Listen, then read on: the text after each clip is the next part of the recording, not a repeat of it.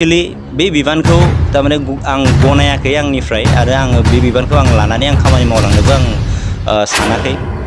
दा बिथांमोना आंनि नामखौ होदों एडुकेशन सेक्रेटारि हिसाबै होना दोनदों। आं बोखारना लानो थाखाय आं खावलायगोन। खोथाया जे आङो बर्तमान अर्गेनाइजेसनेल लेभेलनि दायित्व लानानै आं खामानि मावनो आङो आवगायबोआखै। आं बुंनो हायो बनजित मन्जल बसुमतारी BSUनि दा प्रेसिडेन्ट सोगोमसार बसुमतारीया दा बिथाङा इउनिभार्सिटि एबसुनि सेक्रेटारिमोन। समर बसुमतारी बिथाङा इउनिभार्सिटि एबसुनि प्रेसिडेन्टमोन। आंखौ जेनेबा आंनि मुंखौ होदों खिन्थु आङो आंनिफ्राय आङो बे बिबानखौ आं नाजावाखै आरो आं नाजावनो गोसो गैया। गिबियावनो बयनिसिमबो खुलुमबाय। आङो बेखौनो बुंनो नागिरदों जे बनसुखौ दानाय जाय बिथांमोना बनजित मन्जल बसुमतारी बिथांमोना जोंनिनो इउनिभार्सिटियाव जों एखेलेगे लोगो मोनलायनाय जोंनि मोनसे सिनियर।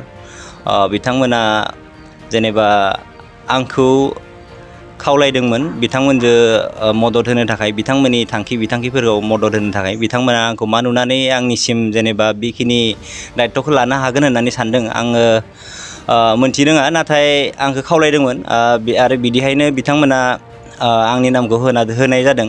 नाथाय आङो मानो होनबा दानि प्रेजेन्ट सिटुवेसनाव बेफोरबायदि बिबान लानानै आं खामानि मावनो हानाय आंहा मोनसे स्टेट अफ माइन्डबो गैया आरो मोनसे कन्डिशनबो गैया। जायनि जाहोनाव आं दिनै रायजो राजाफोरनिसिम बेखौ फोरमायनो नागिरदों जे आङो एक्चुअलि बे बिबानखौ तारमाने आं गनायाखै आंनिफ्राय आरो आङो बे बिबानखौ आं लानानै आं खामानि मावलांनोबो आं सानाखै। मानो होनबा आङो एट दिस ममेन्ट तारमाने समा ओरैबायदि आंनि थाखाय आङो गुबुन बेलेग खामानियाव इनभेस्ट खालामनो थाखाय आंहा टाइम गैया। आङो निजिनि केरियार दानायावसो बेस्थ'। आं एभ्रिथिं जिखिनि आंहा सम मोनो आं निजिनि सेल्फनि थाखायसो आं इनभेस्ट खालामनो थाखाय आं सानदों आरो।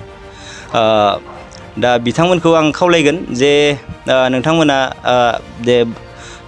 बिथांमोना आंनि नामखौ होदों एडुकेशन सेक्रेटारि हिसाबै होना दोनदों। आं बोखारना लानो थाखाय आं खावलायगोन बयनिसिमबो।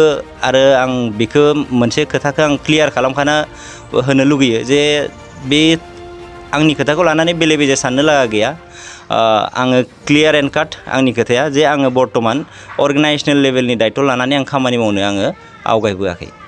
रिजागनेसन होनांगौ होननानैथ' खोथा गैया। मानो होनबा आं बिथांमोननि सिगाङाव आं क्लियारलि आंजों सावरायनायाव आं बुंखादों जे नोंथांमोननि जि मोनसे दानाय जि बनसु दानाय जिथु माबायाव आङो बिबान लानानै आङो खामानि मावनो हानाय आंहा सम गैया आरो आंहा मोनसे माइन्डसेटबो गैया।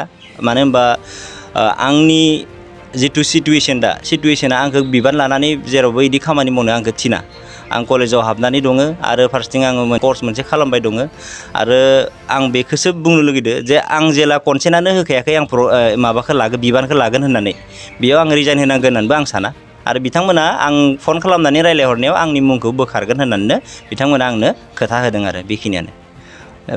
आं जेला फंनैसो खोथा बुंदों जेला मिडियानि सिगाङाव खिन्थु आं फंनैसो खोथाखौ आं बुंनो लुगैयो जे जोंहा बर'नि जारिमिनखौ नायोब्ला जोङो गेजेर गेजेर जों नुनो मोनबोखादों सम जों नुनो मोनबोखादों जे बिदिनो आफाद दानाय जादों बिभिन्न पारपासनि थाखाय बर'फोरनि गेजेराव। आरो बे आफाद दानायनि टाइमाव खायसे आइडिय'ल'जि गोरोबलायियाव खायसे खोथा गोरोबलायियाव बिभिन्न क्लेशेस जों जालायदों। जों नुनो मोनदों सेन्टिमेन्टेलि इमसनेलि ओमफ्राय बिराद एग्रेसनाव रियेक्ट खालामनाय।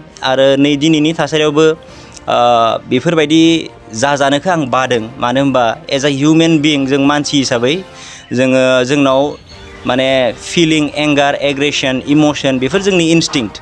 आरो बे इनस्टिंक्टफोरखौ जोङो माबोरैहाय सामलायनानै जों निजेखौ कन्ट्रल खालामना एज ए सिभिलाइज्ड हिउमेन बिइं जोङो रेसनेलि जों डिसिसनखौ लानो हायो बिनि सायावसो थारमाने जों निजेखौ एक्सप्रेस खालामनाय जागोन। दिनै जोङो एक्सुवेलि आं सानो दिनै राइट ममेन्ट जे बर' समाजनि थाखायबो जोङो निजेनि जिथु जों सिभिलाइज्ड ससाइटिनि जों सिटिजेन्स बेखौ जों जे प्रमान खालामनो हायो।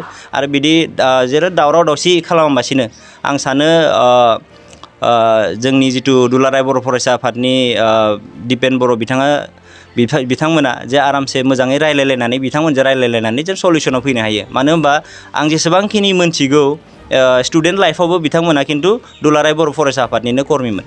जोंखौ लानानै बे जिथु डेमनस्ट्रेसनफोराव इउनिभार्सिटिनि गेटनि मोखाङाव डेमनस्ट्रेसनफोराव बिथांमोनानो लिड खालामदोंमोन।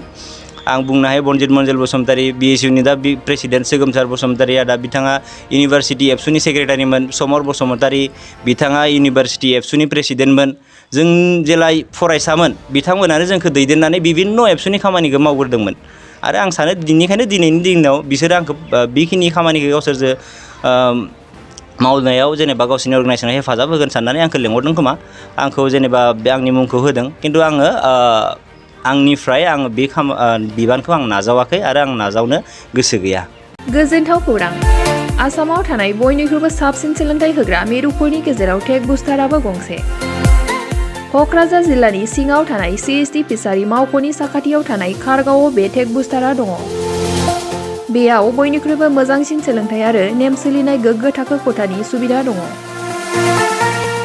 सारा भारतनि गेजेराव सायख'जानाय बायदि सोलोंथाइजों सोमोन्दो थानाय फोरोंगिरिफोर दङ। टेक बुस्टाराव प्रफेशनेल जार्नालिस्ट आरो टेकनिकेल कर्सफोरखौ होनाय जायो। 24 घन्टा रैखाथिनि थाखाय मोजां सुबिदा आरो टेक बुस्टारा नोंथांमोनखौ सौहैहोगोन नोंथांनि थांखिसिम। टेक बुस्टारा नोंथांनि सिमांखौ जाफुंसारनांगौनि थाखाय गांल' नङा साहस आरो गोहोबो होगोन। सोलोंथाइ लाखांनायनि उनाव 100% प्लेसमेन्टनि खाबु दङ। सोलोंनो गोसो गुदुं बिथांमोना 9395695095 जानबुं नाम्बाराव जगाजग खालामनो हागोन।